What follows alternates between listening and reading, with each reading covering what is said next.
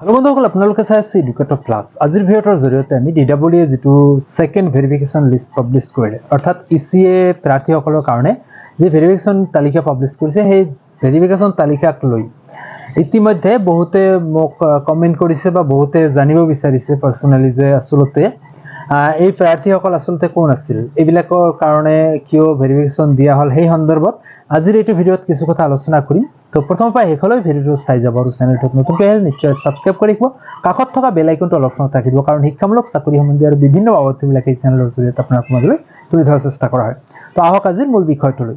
তো বন্ধুসকল ইতিমধ্যে আসলতে যে ডিডব্লিউএ এই 16 জনীয়া যেটো তালিকা পাবলিশ কৰিলে এই 16 জনীয়া তালিকাত যি প্ৰাৰ্থীৰ নাম দিয়া আছে এই প্ৰাৰ্থীসকল আসলতে বহুতে জানিব বিচাৰিছে যে এইবিলাক কি এনআইএছৰ প্ৰাৰ্থী হয় নে ৰি ভেৰিফিকেশন দিয়া হৈছে নে ভেৰিফিকেশন কৰি আহিলে তেখেতসকলৰ মাজত এইখিনি কোৱালিফাই কৰিছে সেই সন্দৰ্ভতে আলোচনা কৰিম।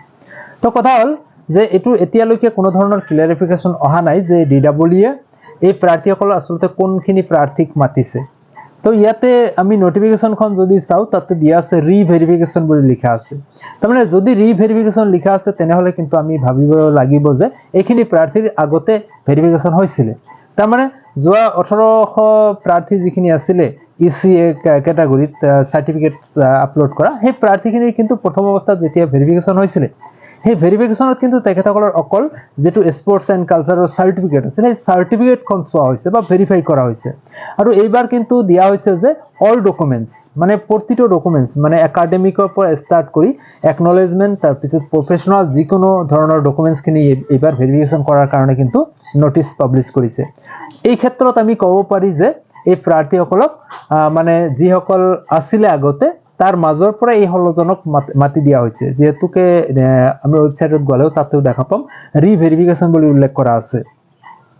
আৰু দ্বিতীয় কথা হল যে এনআইএছৰ প্ৰাৰ্থীসকলক যদি আমি কওঁ যে আগতে যিখিনি কৰিছিল সেইখিনি এনআইএছৰ বাহিৰৰ প্ৰাৰ্থীখিনিক মানে ভেৰিফাই কৰিছিল আৰু এইবাৰ যদি এনআইএছৰ খিনি কৰিছে কিন্তু এনআইএছে কিন্তু এতিয়ালৈকে এনআইএছৰ যেটো এগেইনষ্টত নোটিফিকেশন আছিল ডিডব্লিউএ সেই নোটিসটো ক্যান্সেল কৰাৰ নোটিস এতিয়ালৈকে ওয়েবসাইটত পাবলিশ কৰা নাই।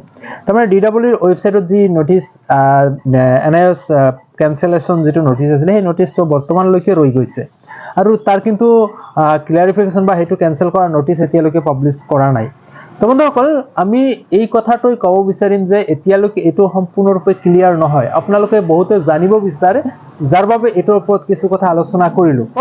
তো নিশ্চয়কৈ আপোনালোকে কথাখিনি বুজি পালে। তো আজিৰ ভিডিওৰ জৰিয়তে আপোনালোকক এই কথাখিনি জনোৱাৰ চেষ্টা কৰিলো। ভাল পালে নিশ্চয় লাইক কৰিব যিমান পাৰে বন্ধু-বান্ধৱলৈ শ্বেয়াৰ কৰিবলৈ নাপাহৰিব আৰু পৰৱৰ্তী সময়ত বিভিন্ন ধৰণৰ আপডেট বিলাক অহাৰ লগে লগে আপোনালোকলৈ প্ৰভাইড কৰাৰ চেষ্টা কৰিম। তো তেতিয়ালৈকে চেনেলটোৰ লগতে থাকিব।